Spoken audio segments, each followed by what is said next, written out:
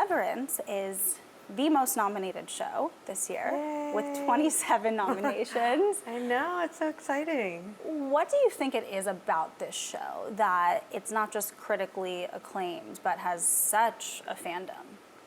Well, I think the subject matter is interesting to people. It's a little sci-fi, but then there's relationships, and I think a lot of people kind of are living these bifurcated lives where they have one life at work and one life at home. It's not as severe as Severance, but they may also not love where they work, and they may not love the corporation they work for. There's this, group of little upstarts, let's call them, in Severance. And there's arch villains, and Ben has such great taste, and I think every department is really top of the line. Now, I know, obviously, the reason why you do this work is not for the accolades, but to be so celebrated this year, and you've had such an incredible career with so many different roles. What does it mean to you to be honored for this role in Severance? Well, I have such a blast working on this, so it feels like every moment is really a great gift.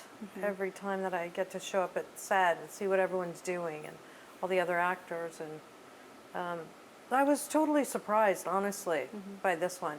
I wasn't surprised the show got nominated, or Adam, or a lot of the other actors and departments, but I didn't see this coming. So it's just a lovely surprise, really. Now, season 1, the show was critically acclaimed, but season 2, it really blew up and became this cultural phenomenon. Did you feel the difference in season 2? I mean, honestly, I felt like that percolation the whole first season. There were really these very devoted fan base, and they were coming up with all these ideas, and they were talking online and making jokes and having their own waffle parties and making their own key cards and all of this kind of stuff. And then it just snowballed even more. So that it's totally cool to be a part of something that's fun. That's part of the consciousness of the time. Are you recognized more for this role than you feel like for others because it's so part of the zeitgeist? No, I don't know if it's because of my wig. So, not so much. I mean, like a young person will go, "You look so much like my favorite actress. I don't know her name." I'm like, "Oh, from what?" He's like, "Severance." And then, I might play like Cobell with them or something for a minute. But it kind of depends, because I've been so fortunate, knock on wood, to have a long career and to be in a lot of wonderful projects. Depends when people recognize me. I kind of look at their age group, and I usually can guess what the movie that they was seminal to them, part of their growing up. What is the fan reaction to you as Cobell? Because she's a very complicated character. They're a little like nervous but excited, but nervous but excited. It's sweet because you could see a lot about other people. Because some of them are like, I know she cares about them. I know she's on the right side. And then other ones are like, shh, I don't trust her. I don't trust her. So it says a lot about them. And it's funny to say the people that kind of look on the bright side and the people that don't. How do you see her? Do you see her as a villain? It's so weird. This character, I mean, I've never had this happen with any other character, but whenever people ask me about Cobell, the little inner Cobell in me, which doesn't exist in my normal life, comes out, and it just wants to like throw you off the scent, trick you a little bit, deceive you. And it really enjoys it. Okay. I do see a little bit of her right now, actually. Yeah, that's the part. I mean, I think as an actor, we all have the same, building blocks of emotion and logic and all these different things. So you pick a part of a character and you kind of expand and explore this part that I don't think I would have ever explored or maybe even known about. I want to go back to when this role came to you. What was your first reaction when you saw saw a script or were told about the show? Well, it was strange because they just gave me, the pilot, and I'm barely in it, and I'm like, who's this lady, and what is she doing? What is the science, and why are they sequestering numbers, and what? And every question I'd have, they would just give me these weird answers that would just give me 100 more questions. So it was very confusing. But I like science fiction, and I recognize that Dan Erickson was a really original writer, and it was an interesting genre I hadn't worked in. And I totally 100% trusted Ben Stiller. I mean, we worked together in Escape at Dannemora. We worked together as actors in Flirting with Disaster. And I think he just has really discerning taste and really good taste. And I thought, this is an interesting experiment. I have no idea where it's going, but I think I want to bet on these guys because I do believe they're going to come up with something good. They have a high quality for their own work. And what is it like working with Ben in this capacity? And I know, as you said, you worked together on Escape at Dannemora, but so many viewers and audiences know him as an actor and not as a producer and a filmmaker. So what is it like to be directed by Ben Stiller? I like it. I mean, we laugh a lot. The first season was really hard. It was really hard to try to get into his head and understand what the meter was, what the tone was of it. Because there were moments where it felt like a sci-fi soap opera. It was like, what exactly is this? A comedy? Is this a drama? What exactly is it? So, and it was during COVID, and we didn't have shots. We were wearing masks, and we couldn't really. I didn't even know what people's faces looked like other than their eyes. The crew. So it was weird. But I've really enjoyed watching Ben explore his own directing. Get what he wants, but then also loosen up and try other things. And when things take him down another road and he's exploring them, and I feel really excited to see that. Like seeing an artist flower is really exciting. At what point do you get your scripts? Do you know everything at the beginning of the season, or is it episode by episode? You don't get everything by the beginning of the season. But it's also not the latest show I've worked on. Like you're getting it literally the night before. You don't know who the bad guy is. You don't know if you're the killer or what's going on. Right. I've had that experience also. So you have a little bit of time to talk things through on this. But yeah. I was asking that question because there's so much unknown and so many questions, as you said, that I'm wondering how that impacts you as an actor if you don't know from the beginning exactly where the story is going. Well, that's not new to me. I think because I did like 6.5 years or something of Medium, and we really were shooting like, what's going on? Where's the ending? What's happening? Much more in a kind of fast-paced 22 episodes a year. Well, 1 hour is really a lot of material. So I do trust that process, and I'm kind of interested in that process, not knowing things. The truth is, like in life, we don't know things. I think, oh, next Thursday I'm going to go to the dentist, but then you have a car accident, and your dentist runs off to Honolulu. I mean, who knows what's going on, From the time that you were on Medium to now, television has changed immensely. Yeah. When you took on the role in Medium, were people a little snobby? Like, you're a movie star, why are you doing TV? Yeah, they were definitely a little snobby, but I kind of saw this transition more to television, that television was going to come back.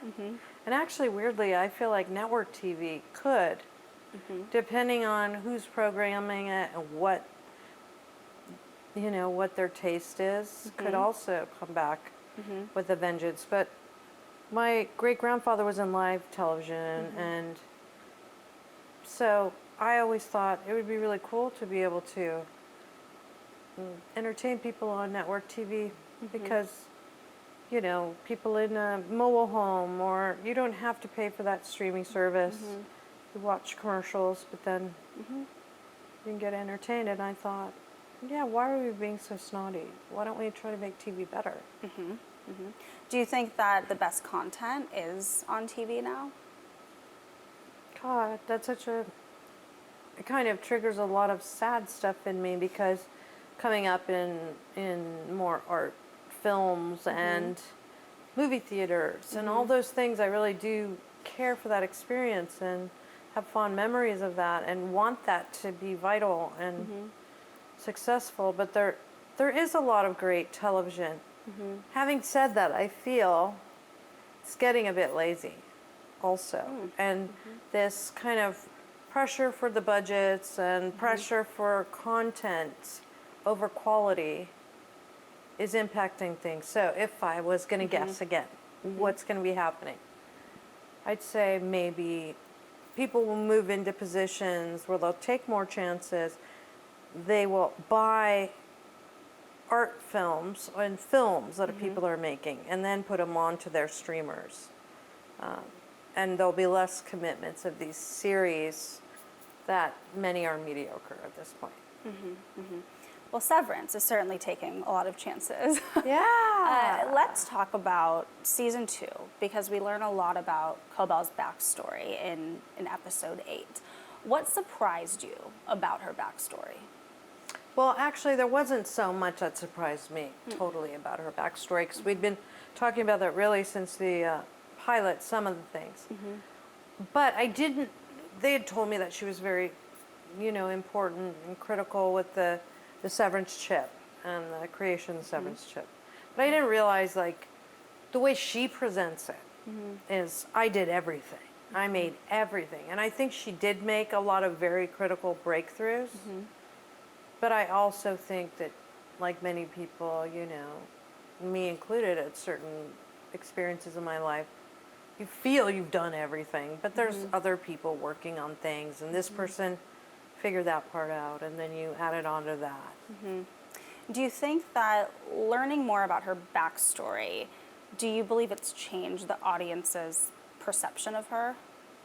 Well, just reading things that they say, some are like, okay, now I get it, you know, and some are like, I still don't trust her, you know. Right. Yeah, and what does this mean, and where does this go? And Where does it go? Do you know? I have some inside information, but I'll never tell you. Like, if I stay quiet, maybe she'll say something. But I'm more likely to lie to you because I could snap in my Cobell mode. exactly. I could see it in the eyes. I believe you. I do have to ask about season 3, though. What can you tell us? When is it coming? Because the fans are dying to know. They're still writing, so we haven't even started shooting yet. I know people have been so patient, and I thought, oh, they're never going to wait as long as it took for season 2. But I don't think it'll take that long. But you never know. I mean, the first season we had COVID. The second season we had a huge strike. Right. So we don't know what's happening in this world. Don't blame Severance. Right. Right. Do you read fan theories online? I have a few, and I think they're really cool. I really love that people do that. People are smart. People are interesting. Some things are ridiculous, but yeah.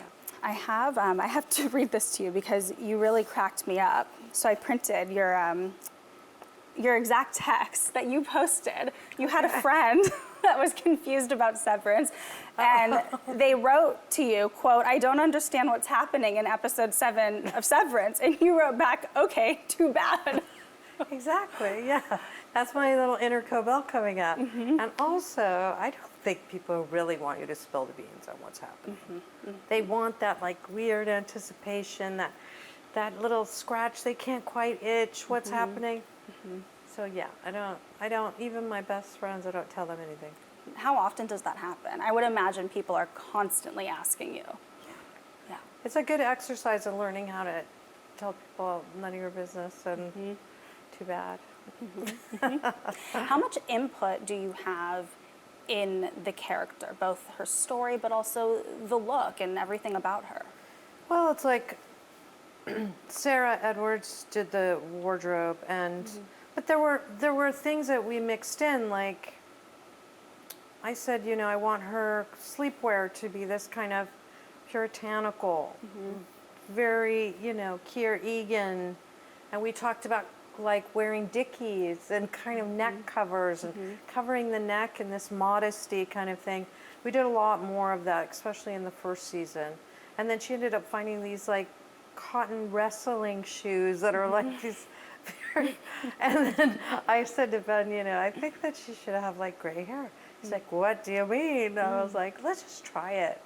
And, in the wardrobe test, let's just throw one on and see. And So that was your idea. I love it, yeah. Now, how do you think that since you've been in this industry, that roles for female characters have changed? Wow. Well, I mean, I've changed too. When I first started out, I was like a kid and an ingenue and the girlfriend and the object of desire, and the main drive was that thing between people, like falling in love, falling out of love, sex, desire, all of that stuff. And I think women my age were pretty much relegated to that.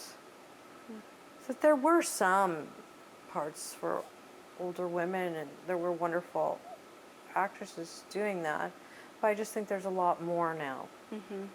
Women are just more multi-dimensional, I think, at every age group, Like, I don't think that you would have seen, like, Zendaya's character in Euphoria when I was a kid, especially on TV. Right, no way.